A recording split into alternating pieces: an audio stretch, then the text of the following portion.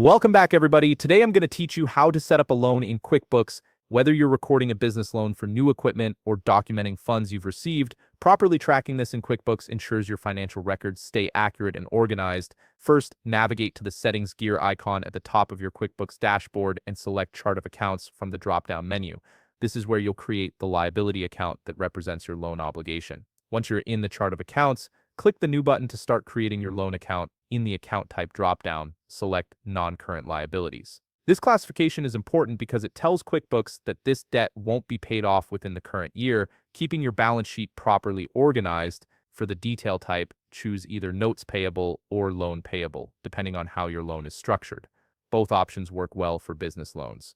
Now, in the name field, type something descriptive like coffee shop loan so you can easily identify this account later when recording payments or reviewing reports. If you want to add more context, you can include a description in the optional description field, such as loan for purchasing espresso machine.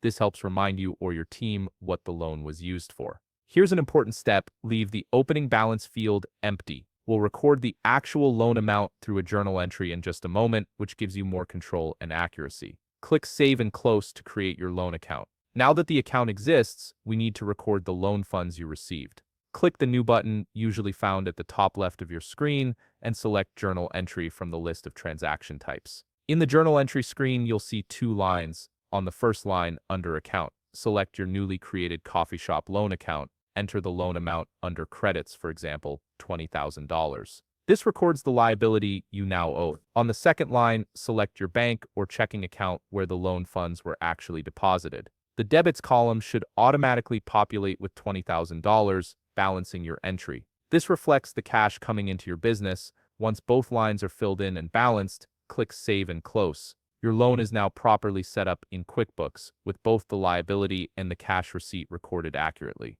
If you found this video helpful, please leave a like, subscribe, and see you in the next video.